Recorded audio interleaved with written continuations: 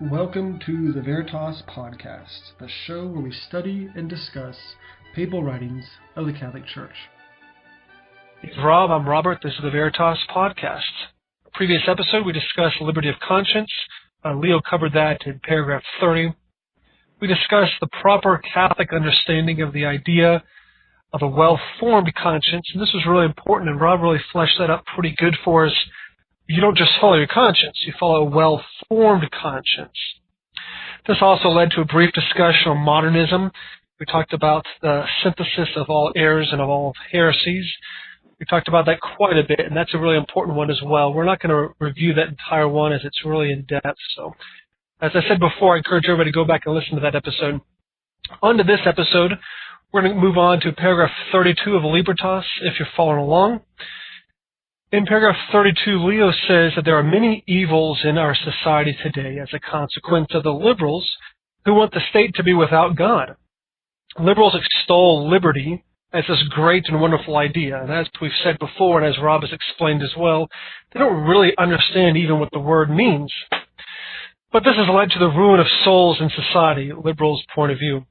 Eloquently, Leo writes, quote, "If then a remedy is desired, let it be sought for in a restoration of sound doctrine, from which alone the preservation of order and, as a consequence, the defense of true liberty can be confidently expected." End of quote. Supreme Pontiff says what we no longer hear. Unfortunately, we don't really hear this sort of truth anymore, Rob. Sound doctrine of the Church is the fix for society. This is because there's so much error being taught, as we have discussed in so many previous episodes. If the Church wants to fix society, get back to teaching the truths of the Catholic faith. Rob, how does this sound doctrine, this idea of teaching the true faith, fix the problems of society? What a person does, what they do, is based on what they believe. So bad doctrines or wrong beliefs will result in wrong behavior. Last episode we discussed the speculative intellect and the practical intellect. The speculative intellect considers truth, considers doctrine, truth. The practical intellect considers the practical good in the concrete circumstances. Now, since the good must be based on truth, the practical intellect must be governed by the speculative intellect. The speculative intellect considers truth. The practical considers the good. But since the good must be based on the true, the practical intellect must be based on the speculative intellect. Okay, it's kind of confusing, but basically the good is good when it's a true good, and so the good has to be based on the true. Okay? Now, applying it to the state. If a state is founded or constituted on bad doctrines, on bad beliefs, okay, the speculative, the practical level will then not be based on the truth, and then it will end then in disorder. Let me use this example of how the speculative is necessary as the foundation for the practical order. Let's say somebody wants to drive from Houston to Dallas, okay? The first thing they need to do is find out the truth of where Dallas is located, okay? If they look at a map, they'll find that Dallas is located directly north of Houston, okay? Once that truth is known, they will then find the best way to get to Dallas, the best way to drive to Dallas, okay? So in this case, where Dallas is located, that's the object of the speculative intellect. That's the truth, okay? The best way to get to Dallas in the concrete circumstances is determined by the practical intellect. Okay, so once you know where Dallas is located, you can then try to find the best way to get there. You can look and you can say, okay, well, the shortest way is I take I-45 directly north. That's the shortest way to get there. But if I-45 is closed or there's a wreck, you might want to take a different way. So that then would be the practical level. So the speculative level, where Dallas is located, you have to have that first. Then you proceed on the practical level in the concrete circumstances to find out the best way to get to Dallas.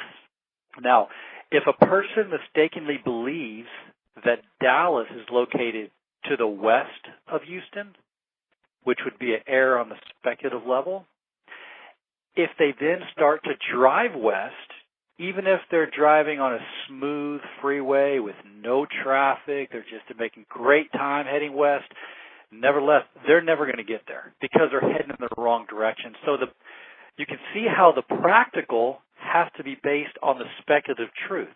So you have to know where Dallas is first, then you find the practical way to get there.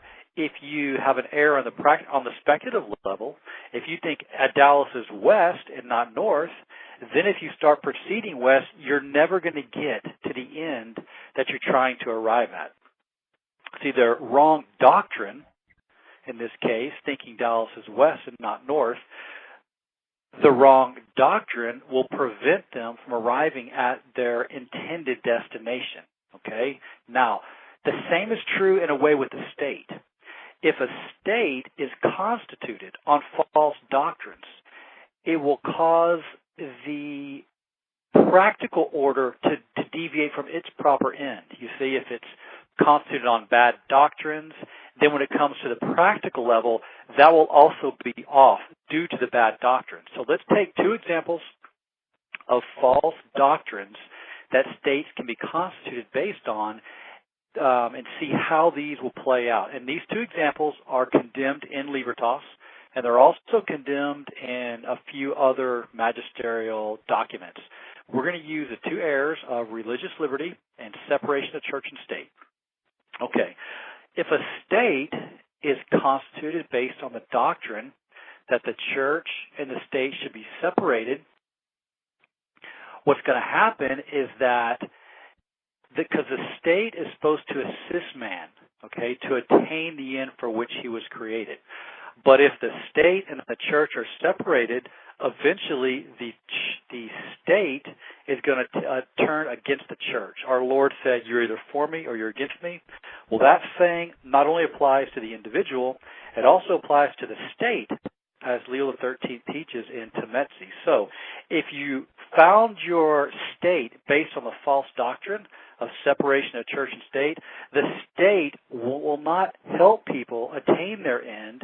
Instead, it will turn against the church and serve as an obstacle for people attaining the end for which they are created. So that's how that false doctrine will harm the state and the individuals within the state. Now, religious liberty. If a state is constituted where all religions are free to propagate their errors, well, for one thing, errors are going to be spread throughout the Commonwealth, throughout the state. And when you then place the true religion on the same level as all the false religions, this is going to lead inevitably to religious indifferentism. And then religious indifferentism is going to lead inevitably to a weakening of the faith and likely to a loss of the faith of those who have the true faith. So you can see then how these two false doctrines would lead then to a bad end. When a state is constituted based on true doctrine, the exact opposite happens. Everything turns back to order. And we have an example of this from the early years of the church when the doctrines of Christ, when they were adopted by the state after the 4th century or during the 4th century, that resulted in the conversion of the pagan world and the establishment of Christendom. So the Pope said that the restoration of sound doctrine is the solution to the current problems in society. So, by restoring sound doctrine, society is then put back on the right track, okay?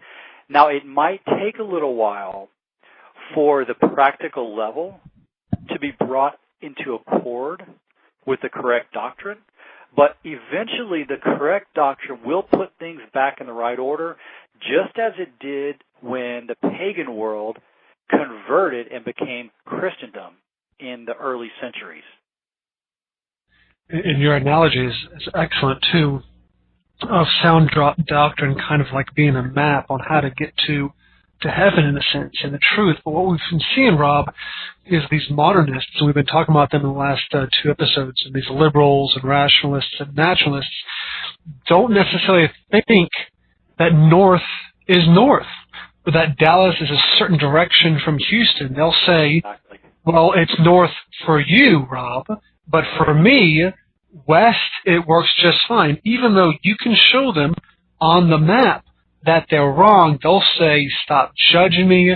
This works best for you. I'm not telling you where your Dallas is. My Dallas is west. That's exactly right. The important thing for them is that you drive in the direction you think is best. And who am I to tell you Dallas is north? You might think Dallas is west. Yeah, that's these naturalists and these modernists, also for them, it's not really about getting to Dallas, and in our case, heaven. It's about the journey. And they use that word all the time. The journey for them, the actual drive, is what they intend to do. They don't really care where they go. We talked about this last episode, them changing truth to fit whatever they want. So what if they're driving west, also they decide, no, now I want to drive south. Then that's truth for them too. Yeah. And why is that? It's because of what I said last episode. Because there's a denial of, there's either a outright denial or else an ignoring of the speculative level. There's a denial of objective truth. They deny there is an objective truth. Remember, we've talked about that. They say truth comes from within. So whatever you think is true, well, that's true for you. You might think Dallas is, east, and someone else might think it's south, and it's whatever is true for you, because I can't tell you my truth isn't any better than your truth, because they reject the idea there is an objective truth and that God has revealed that truth to us and that we must adhere to it with our intellect. So the crisis in the church, the crisis in the faith I've come to see over time, I may have mentioned this in the earlier episodes, the crisis in the faith today, which is becoming more and more obvious with Pope Francis, it's a crisis in the object of faith. Absolutely. It's a crisis in what we are supposed to. It's a crisis in truth. What is it we're supposed to believe? The object of faith, the truth revealed by God. That has been, first it was obscured, but now it's even gone beyond that. It's just implicitly denied. It's not explicitly denied, but it's implicitly denied. And it's getting to the point where it probably will be explicitly denied soon. It's getting really, really bad. But we've seen this before. We've seen this before too, that the church leaders and some modernists outside the church will say Dallas used to be north of Houston, but now that no longer applies because the times have changed. So now that we say the Catholic Church is the only way to heaven, here's the roadmap, and that's sound doctrine. They say, well, that's old, and we'll talk about this probably next episode of the counter syllabus, the changing of the orientation of the church and the focus. So, but that analogy is perfect to what Leo teaches, but also to our current day. So, one more thing real quick also, yeah. Just one more thing briefly. And you can look at the recent encyclical that was written by, the one on faith, it was written by both the popes and released a month or so ago. Right. To confirm what I'm about to say. But today, when you hear a modernist talk about faith, what they're only talking about the interior. It's hard to tell exactly what they're talking about, but one thing they're talking about is something interior. So it's almost like what we call the virtue of faith, but when they talk about faith, they always exclude the object. They always exclude the truths that must be adhered to as an act of faith. Because what is faith? Again, faith it's a virtue. Okay, faith is a theological virtue that abides within our intellect. Okay, and the purpose of faith, of this virtue, is to help us believe the truths God has revealed. So the object of faith, what it is we believe, are the truths revealed by God, and then the act of faith is when we use the virtue of faith that we have, and we do actually adhere to the truths that God has revealed. But they deny the second two. They deny the act of faith, which is believing the truths God has revealed externally, and they deny the object of faith, which is that there are these truths that we have to believe. And all they focus on is just this thing inside of us, which I don't even know exactly what they mean by faith, but I do know it only refers to something inside of us, and not the act of adhering to the truths revealed by God. So when I read that encyclical, I was looking carefully for any evidence of the object of faith being mentioned. And I think I saw one or two times when it could have possibly alluded to it, but only if you're looking for it, you know what to look for. Everything else is just about this light inside of us. It leads us along our journey. So this light tells me I should drive west to get to Dallas. Well, the light might tell somebody else to drive east to get to Dallas. There's no objective truth within this new system that's promoted today. So I just wanted to make that point. In paragraph 33, Leo repeats the idea of tolerating an evil while not endorsing it. The only passage we'll read from this paragraph will be the following quote: "In this, human law must endeavor to imitate God, who, as St. Thomas teaches, in allowing evil to exist in the world, neither wills evil to be done, nor wills it not to be done, but wills only to permit it to be done, and this is good. This saying of the angelic doctor contains briefly the whole doctrine of the permission of evil." End of quote. Leo continues this discussion in paragraphs 34, 35, and 36. He writes that man must be subject to God if he wishes to have true liberty. Yeah, the part that you read, what he's talking about here is the toleration of error, and we've talked about this in our earlier episodes. So one brief comment about this, about society tolerating evil. He says that sometimes society will need to tolerate evil, and this, all it's doing is imitating God, because God also tolerates evil. But it should be noted that, as Leo XIII says, the more a country tolerates evil, the further away it is from the perfection that it ought to strive after, and that's real important. So yes, sometimes it is necessary to tolerate a certain amount of evil, but when the state does tolerate evil, the more evil it tolerates, the further from perfection it is. I want to read this quote from Pope Leo. It's right in the section you just quoted. He said, quote, "But to judge aright, we must acknowledge that the more a state is driven to tolerate evil, the further is it from perfection, and that the tolerance of evil which is dictated by political prudence should be strictly confined to the limits which its justifying cause, the public welfare, requires. Wherefore, if such tolerance would be injurious to the public welfare and entail greater evils on the state, it would not be lawful. For in such a case, the motive of good is wanting.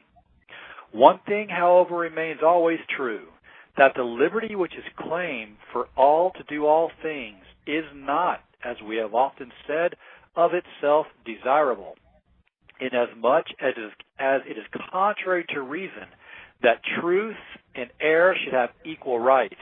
Unquote. So, the tolerance of evil is a matter of political prudence, okay, and is therefore based on a judgment of the practical intellect. The speculative intellect must affirm that the evil being tolerated is objectively evil and ideally would not be present, even though on the practical level it's more prudent to tolerate the evil in the particular circumstances. So you see that the tolerance of evil is a judgment of the practical reason, but you must affirm the objective truth that what's being tolerated is indeed evil. So what's a practical example of this? A practical example is religious liberty. If the state tolerates false religions, you can't say that's a positive good. You can't say, you have to affirm that false religions are an evil in themselves. They're not a good, they're an evil. but that due to the circumstances, there's a large population of this particular religion. Due to those circumstances, it's judged prudent on the practical level to tolerate these false religions. But again, in so doing, you have to affirm on the speculative level that although it's good to tolerate them, objectively they're evil. So that's another important point, because today you don't hear that. All you hear about is tolerating the false religions, and then what's the next step after that? Next step is, well, the religions themselves are pretty good. They do some good for society. They help people live a more moral life. No, there's only one true religion. That's the Catholic religion. The other religions are false. They might contain some truths, but they're false religions because they're not the religion revealed by God. So false religions are an evil of themselves. So even though they might, maybe they'll do some good in some ways, it doesn't matter. They're an evil that's only tolerated, so we must affirm that the false religions, even when they're being tolerated, are themselves an objective evil. The pattern, the habit of the modern church also, though, is to take exceptions and make them the rule. So what we're talking about is tolerance, but what the modern hierarchy, not really the church, I should clarify that, it's the modern hierarchy, they don't see it as tolerance and exception. They say the rule and promotion of these exceptions in the margins now become the main part of the focus. And we've gone over that and over that quite a bit. You're exactly right. They focus exclusively on the exception, and they end by destroying the rule. So they'll look at, how can someone possibly obtain salvation if they're not a member of the visible church, and well, how about a baptized infant? They were baptized by They take all these millions of exceptions and these possibilities and these maybes, and by the time the person's finished listening to all these, they're going to conclude, oh, well, I guess there is salvation outside the church. So that dogma is now a meaningless formula. And that's what Paul XII called it. He said they turned that dogma into a meaningless formula by all their exceptions they're trying to bring up. So, you're exactly right on that point. All right, so we'll move on. This will probably be our last paragraph for this episode. In 38, Leo brings us back to another earlier point that he's already covered. And in this, Rob's going to summarize it for us, but he's addressing those who admit that there is a God and the natural consequences or conclusions that come from such a belief, but then they refuse to submit to anything beyond this natural reason.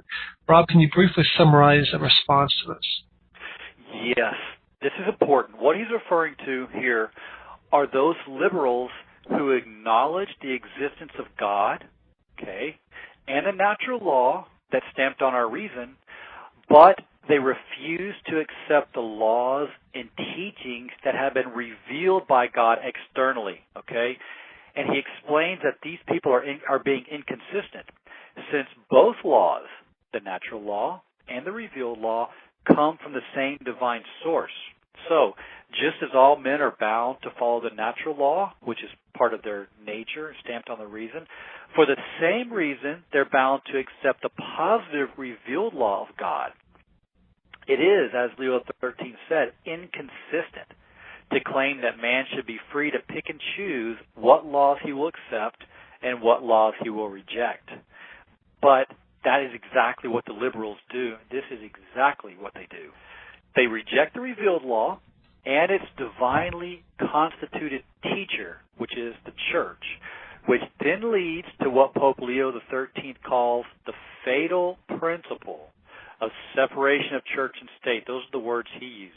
Fatal principle of separation of church and state. And why is it fatal? It's fatal for the reasons that we just mentioned above. Because if the state and church are separated, eventually the state is going to turn against the church, which, by the way, is exactly what we're seeing today in our states. Turning against the church, finally. Absolutely. That's a good summary as well. Well, we'll conclude this episode. What we're seeing as we go through Libertas is kind of like an awakening. We've all been in a stupor, in a sense, because what we're hearing from Leo is completely against everything that we've been hearing out of the modern hierarchy and the teachers as well. And so it might be a little nerve-wracking, but like we've talked about before, stick to the good catechisms, the old ones from earlier in the century, 19th and 18th, and even 20th century. Those are pretty good ones. Stick to that. But it's pretty hard, obviously, when you got two conflicting messages from Leo, and we'll see with the Shindy next, and then the modern ones. Anything else, Rob? Yeah, just briefly, you mentioned a good catechism. One of my favorite catechisms, it's in question and answer format, real easy to understand, but extremely thorough, is the Catechism of Pius X. It's called the Penny Catechism of Pius X, and it's available online. You can pull it up online.